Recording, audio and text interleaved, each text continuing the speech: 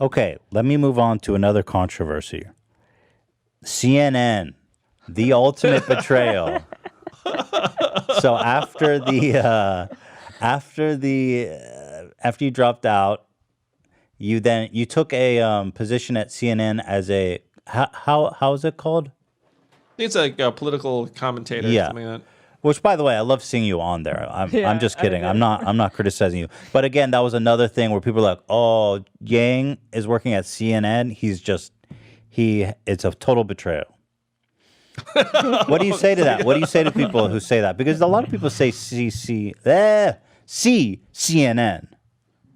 as fake news, right? So yeah, I know it's hard to say. Say CNN. So what do you say to that? This is another thing where I kind of sympathize in the sense that when I was the mavericky outsider presidential candidate, like a lot of the media organizations, kind of marginalized me at various points. And there are some people that are very skeptical of the news media. In my case, when they asked me, said, "Hey, do you want to come on and talk about the debates?" It was like a short-term offer and deal. And to me, it was like, initially I was like, oh, this can be something where I keep my voice out there and like hopefully try and do something positive. Particularly because the campaign ends, you're like thinking, okay, I'm going to start an organization and do these things. But like, it seemed like a way to maintain a place in the public eye. And initially I was like, well, who knows how long this will go for. Maybe I don't like it. Maybe they don't like me. And then they said to me very quickly thereafter, they were like, hey, like, we like you, do you want to make this like a little bit more long-standing? So I would understand, again, skepticism where people are like, hey, like, screw the media.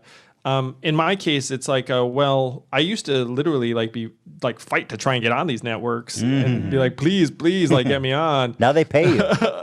And then now they're like having me on, and I can hopefully both push ideas that I think are important. But the other thing is that I thought it was very helpful to normalize me to more Americans. Because if you look up, we had like a Donald Trump in the White House, in part because he was in everyone's living rooms for years. It's like, you're fired, and like this apprentice nonsense. And then people were like, oh, he's like the boss, like, and then sort of like life imitating reality where it's like, we should make that guy president.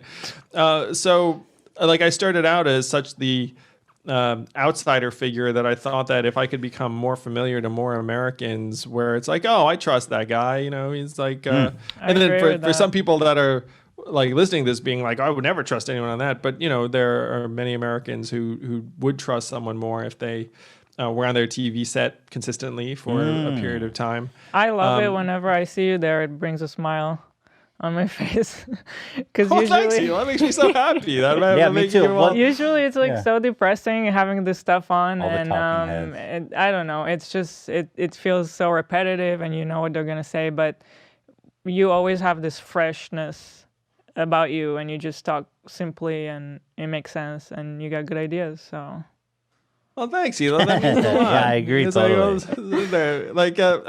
So it's been an interesting experience for me because like I had never really done that kind of media pre my presidential run. But I'm glad that you find my presence uplifting and that I say something reasonably.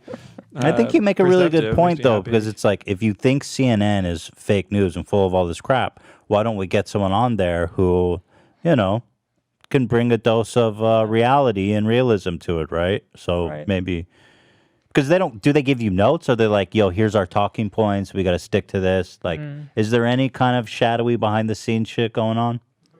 There has not been where I'm concerned. They just stick a mic in my face and being like, Andrew, what did you think just happened? And then I like say something, and then, No memos. I've gotten zero direction and zero feedback. There has never been any like, hey, Yang, like, settle that shit down, or you said Tulsi Gabbard's name, or like there's been zero of that. It's been always like, you're clear, get lost.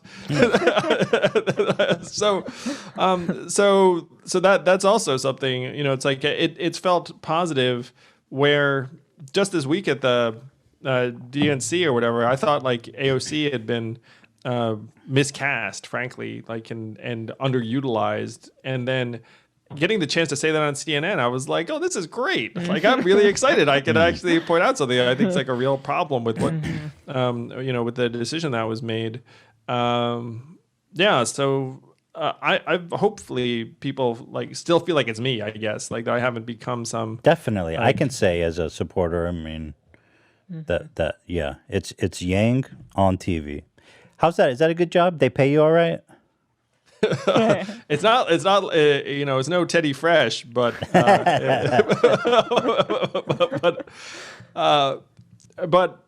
mean they do pay me every month. And how does it work? Do you just on call from a certain? I've always wondered how those jobs work because they have shows, they have different like commentators, and then they bring in the people to do the co-commentary. So are you on call a certain hours a day, and then they zap you in? How does that work?